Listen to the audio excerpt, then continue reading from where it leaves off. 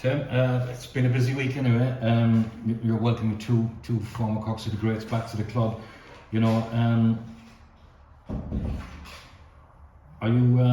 Sorry, no. You'll be working with both, obviously, Roy Keating and Shawnee Maguire. What do you think they'll bring to the table for Cork City? Listen, they bring a lot of experience, not just in regards to the footballing side of things, but they've experience at this club. We've got a very young squad, a lot of young players that are doing really well, and as we spoke about from the very start of the season, that we're looking to recruit players to bring back into the club, but they have to be the right type of players to come in.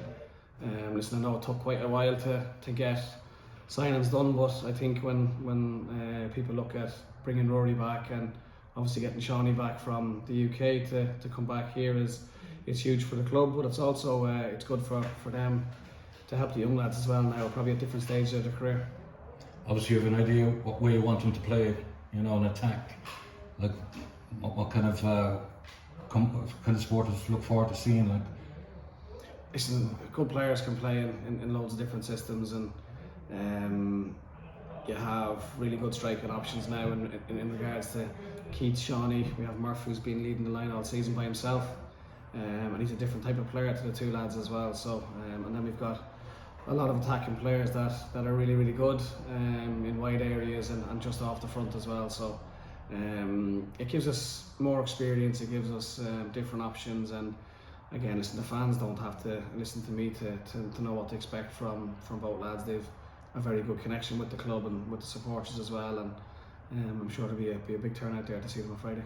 Yeah, it's great that Jim as well. The club have shown early intent in terms of being promoted back to the top flight, and it's got all the supporters excited this week, isn't it? Yeah, listen, we it's not by default that it's happened. It's something we spoke about from the start of the season. I was aware of the talented young players that we had. We looked at the first division, and we put a squad together that's got us to this stage where we're 15 points clear at the top of the division.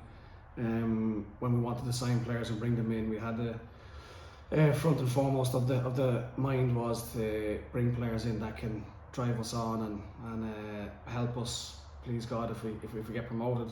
We're in a good position at the minute, but it's ones that can impact it next season as well, and not just for the first division campaign. Yeah, and obviously we're hoping that it'll be a huge gate on Friday with players that come back into the squad. It can only be a good thing with numbers as well coming through the turnstiles. But yeah, and again, I think it's a little bit. I don't want it to sound disrespectful to anyone else in the division, but probably in the last 2 months or so, we've had such a big gap at the top of the league. It's probably felt a little bit flat, that it was just going through the motions, that we'll go out and we'll be able to grind out a win, and the excitement edge probably left us a little bit in regards to the inevitability of us possibly going on and winning the game 1-0 or whatever else. So I think that's brought a little spark back into the fan base and to the place in here, players, staff, everything at the club. When you can get two players back to the club who have a really, really good connection with the club and also the fan base, it's given everyone a lift. When do you envisage we can see the two of them starting together? Listen, we'll work on obviously Shawnee's missed pre-season in the UK. He's done a couple of weeks, I know, in the PFA camp in the UK, and he's obviously a very professional player and looked after himself, so he's got to be embedded back into the squad. And Keats as well is in a similar position where he's had an ankle injury and he hasn't played a lot of football in the last lot of weeks. So yeah, listen, it's not going to be a case that it's just going to be from right there you go 90 minutes every week. But again, listen, we're looking forward to it. We're hoping to have them both on the pitch Friday and build from there. Great stuff. And Friday's first against second, the only team to beat you this year, Tim. And you know, the two games supposed to have been close, so you know you expect to get on Friday against them. Yeah, I think Athlone have actually recruited really well in the window as well. They brought in good attacking players and gives them more options. They've got loads of legs in the team as well. And as you said, we lost to them down in Athlone. Sorry, earlier in the season, and it's our only loss since then. And we've got 9 games unbeaten since then. I think they're on a good run as well. So we're hoping for a good game of football on Friday night, and hopefully it can be in front of a bumper crowd, and we can continue with our good form and try and get back to winning ways. The last one for me too, like, do you think you need a bit of improvement from last week if you're going to get the win on Friday? We can't just go out every week and win every single game and just go through the motions of just turning up and winning games of football. You see it in every league in Europe. We went and won, I think it was 7 in a row. Again, it's very disrespectful for us to sit here and go, what we didn't do well last week. I tell you what was very well on the night and went very well was how Treaty set up, how they pressed us, how they counter-attacked, and I thought that's an absolute credit to Tommy Barrett and their squad that did a brilliant game plan, and up until very late in the game, obviously, we nick an equaliser, but again, it could have been our second defeat of the season, but it shows the character of our lads that even though we had a 15-point gap, they went until the 97th minute and got the equaliser. Good luck Friday. Cheers, thanks. Obviously there's been a big boost into the fan base, but have you noticed maybe a bit of a lift in the mood around the place since July's joined? Listen, when you get fresh faces in, that's what you want. You want to just inject a little bit of a spark back into the place, and that can happen when new players come in.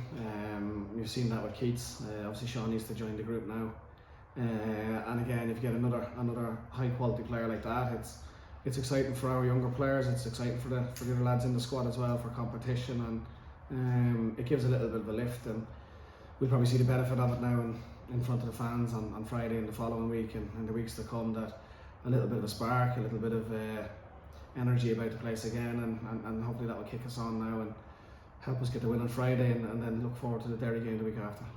Just in terms of yourself, it's probably a nice pressure to have, but you can maybe feel a little bit more under pressure, that there's maybe more pressure in terms of results. It seems like the two signing the lads kind of raise expectations a bit now suddenly. It's not just about getting promoted, it's even maybe people thinking about Europe and stuff even next year. No, listen, it's you gotta manage expectations. I know there's been a lot of noise in the press in regards to what I said a few weeks back. I know managers have come out and saying that I'm talking now and I can't talk anymore, and I know that manager in particular has a centre back that's on the same amount of money that Rory Keaton's on here, so both Shawnee and Keats wanted to be at this club, that's why they're here. They had options, multiple options in the Premier Division, and financially better options in the Premier Division as well, but I think the pull of this place that they've had and the connection they had with the fans and the club, this is where they wanted to play football, and the club have made that happen with good contracts. But the most important thing for us was they didn't come here for financial reasons, they're here because they actually want to be at the club. Yeah, obviously the manager was John Caulfield, he was kind of asked about it, so what were your thoughts with him when you read those comments and so on? John's very experienced. Anymore? No, that's it. John's very experienced. John knows what he's at as well.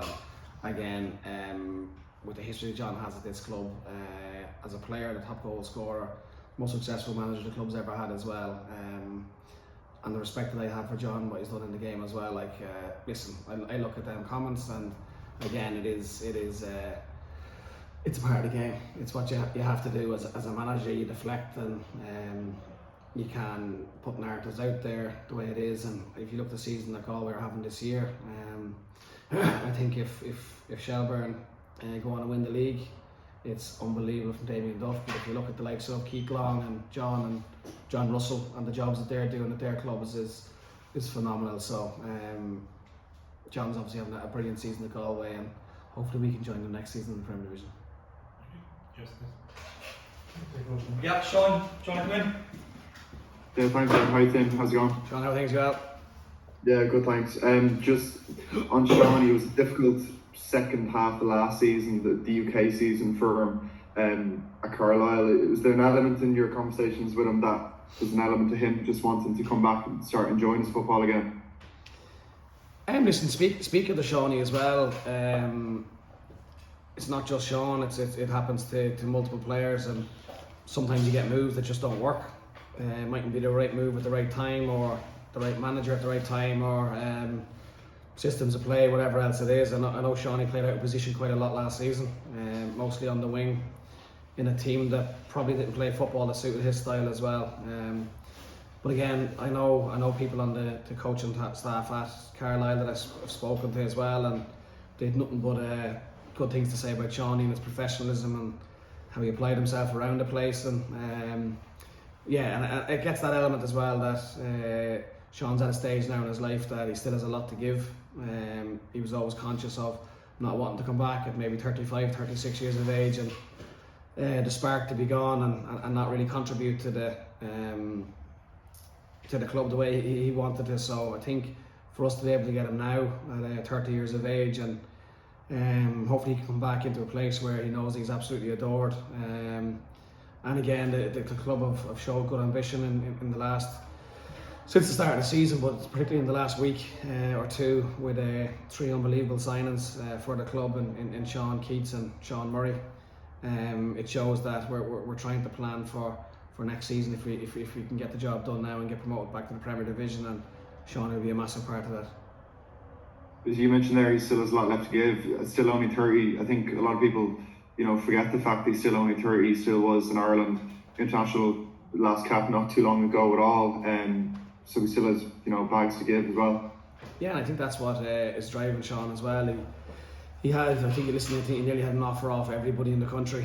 And he said it from very, very early that he wanted to get back to if he was to come back to Ireland, there's only one place he wanted to be, and that was at City. So the club have been very good to get that done. And Shawnee also wanted to have an impact when he came back. It's not just that's it, the handbrake's up now and he's just slowly coming to the end of his career. He still has a lot to give, and that's for us now as well to build the team around the key players that we have and add a few more, and hopefully we can be competitive in every game we play. Is he in contention for tomorrow, or are you more looking at the cup next week? No, listen, I think he'd be involved on Friday night, yeah. And then obviously we look at in the building a lot longer than that to integrate back into the group, but yeah, he'd be involved on Friday. That's great, Tim. Thanks. Cheers, thanks. Mark. Tim, how are you? How are things? Not too bad, thanks. Just I suppose you kind of hinted at it there now. Is this the start of you building a squad for the Premier Division, is it? Look, Mark, listen, we looked at this window and we've been in a good enough position that we got ourselves in. We're 15 points clear. And again, if you look at a lot of our games, we're only winning by 1 goal or the odd goal here and there. So it's not like that we're winning 5-6-0 every week. We've got ourselves in a really good position that with 9 games left or so, I think it is, if we can get another 3, 4, 5 wins, I think that will get us the league title. So we have to look to plan for next season, and hopefully, listen, we're not jumping the gun, but we're hoping to be back in the Premier Division, and I think this window gave us that opportunity to maybe to get ahead of other teams that we're preparing for next season as well. And I think the 2 signings that we've made have sort of done that. They've taken 2 players that come December, January would have been high on a lot of people's shopper lists, and we've managed to get them maybe 6 months beforehand. Excellent, and also, there'll be the bonus if you do get up of these players will be bedded in by the time you're back in the Premier Division. They're not kind of hitting the ground running first game in the Premier. Yeah, and again, listen, I've been in the position before where I've taken a team from the First Division to the Premier Division at Drogheda, and there was a lot of continuity in the squad. We added, I think, Gary Deegan and Dane Massey and Ronan Murray and a few other lads with experience to that Drogheda team in the Premier Division, and it helped us, but there wasn't wholesale changes. I've also been in Pats where I got the job late in December and there was maybe 10-12 players come in, and it was hard to get any sort of consistency early in the season. So we're hoping that by getting the lads in, they'll have a couple of months here with us, and then we can add maybe 4 or 5 more in the off season that will help the rest of the squad that's here, and we'll be able to hit the ground running then next season should we get promoted.